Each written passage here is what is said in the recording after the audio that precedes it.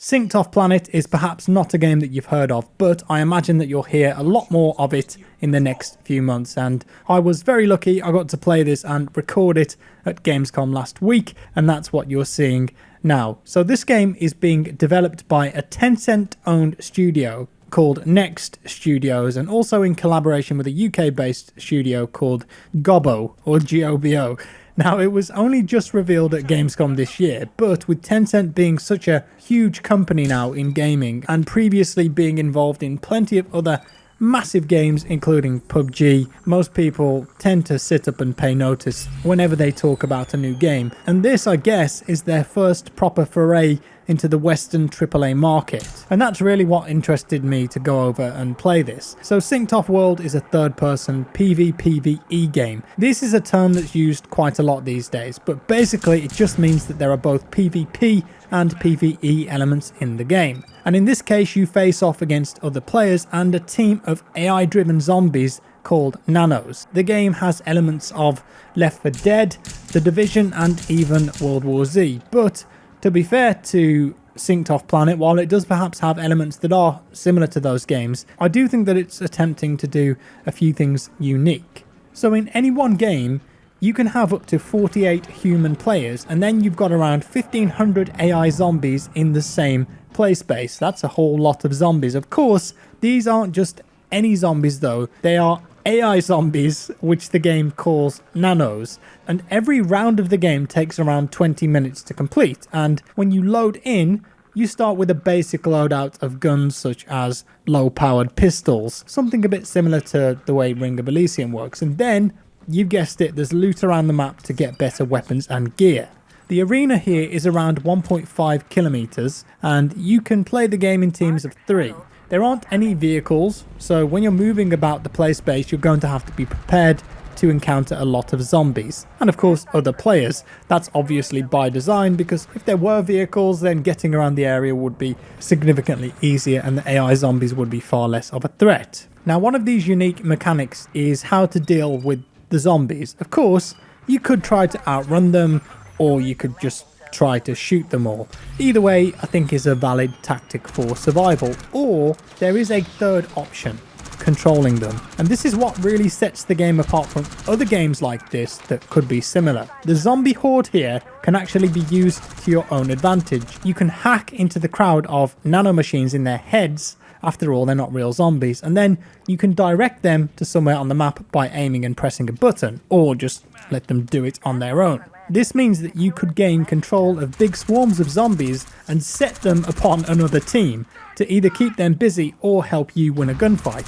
Or what if you've got a horde after you, but you control your own horde, send them to deal with it. Hacking them is quite simple. First of all, you need to find a zombie who has a vulnerable node that you can hack. You saw that at the start of the footage, you shoot it out and then you need to hold down a button to spread the malware, remembering that when you're doing this you are vulnerable for a few seconds. And then every nearby nano or zombie which is linked will be under your control. And then you can either send them on their merry way to a certain location to just defend it, or if left alone they will automatically attack enemy players and unhacked zombies. Friendly zombies will be highlighted in green and the enemy ones are shown in purple. Interestingly, the zombie bodies don't just disappear when they die either, so if you have a large horde of them that you, I don't know, send over to occupy some other players, well, when they kill them, the bodies will still persist in the world, potentially stacking up wherever they're killed. That in itself creates further problems or benefits. So the goal of a game is to grab a solitaire airship, because the aim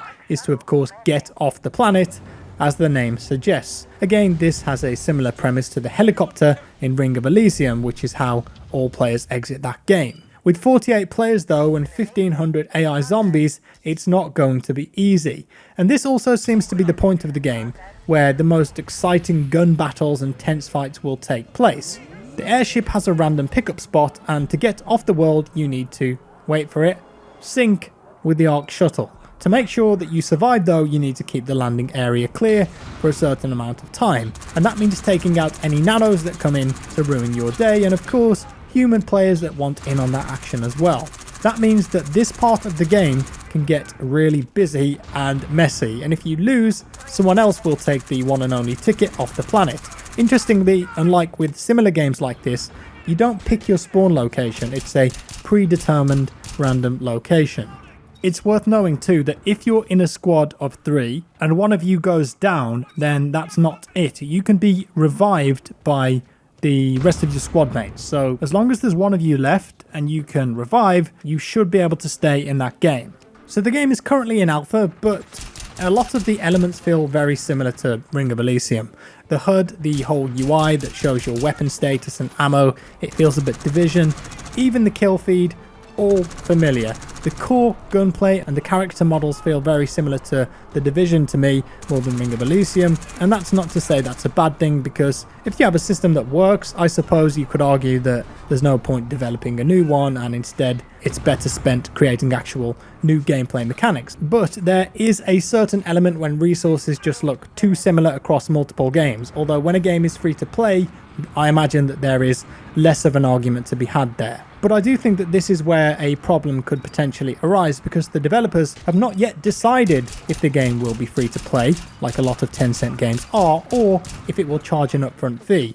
Of course, there will be microtransactions in the game. For me personally, having played it and learnt about it, I think that it really has to be free to play. Although I did speak to a developer that was there at the event, and they seemed very adamant about building this game with the community and adding even story elements down the line for people who want to play solo. But I think the game will find the most success if it is free to play. It looks pretty nice too, doesn't it? I mean, this was playing on PC, it's an Unreal Engine 4 game, and they had RTX implementation here. You may have noticed me toggling it on and off a few times. It did chug along a bit, and there was some frames per second droppage when I had RTX turned on, but I have to say that the implementation on this game is quite impressive, and they've got some nice real-time reflections and lighting in here.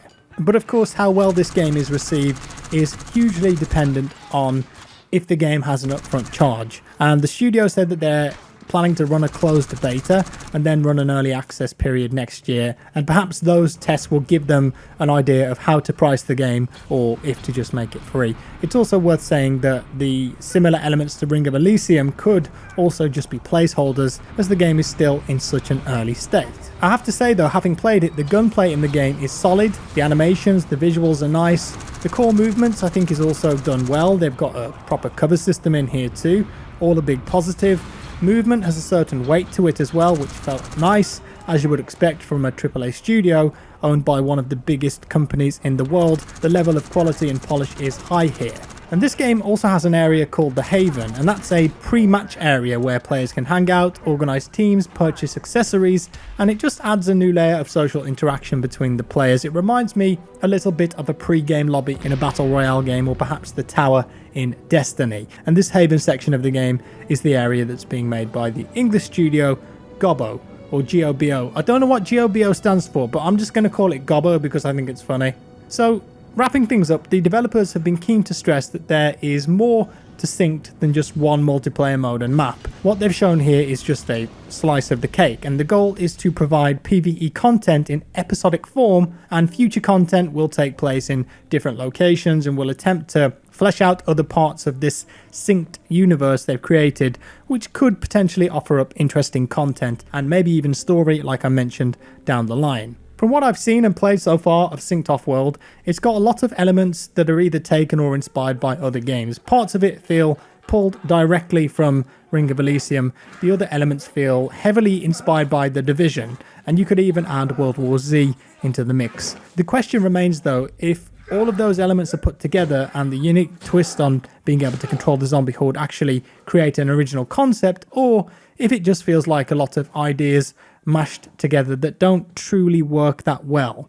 Based on what I've played, I have to reserve judgment. It was a very early build, a very quick snippet, a small part of the game, so I don't want to make any judgments at the moment, and I want to see the price point that this game aims to hit the market at. I think it should be free to play, and also what other content will be released down the line. It has to be said that what we've seen so far is an interesting concept, and I could see this game being popular if it ends up being a free-to-play title. But let me know your thoughts down in the comments below, guys. Are you liking the look of this? Throw it away, give it a go, let's have it. With that said, I'm going to leave it there. Thank you so much for watching, guys. If you enjoyed this video, leave a like. If you didn't, a dislike, subscribe for more, hit that bell for all notifications, and I'll see you in the next one.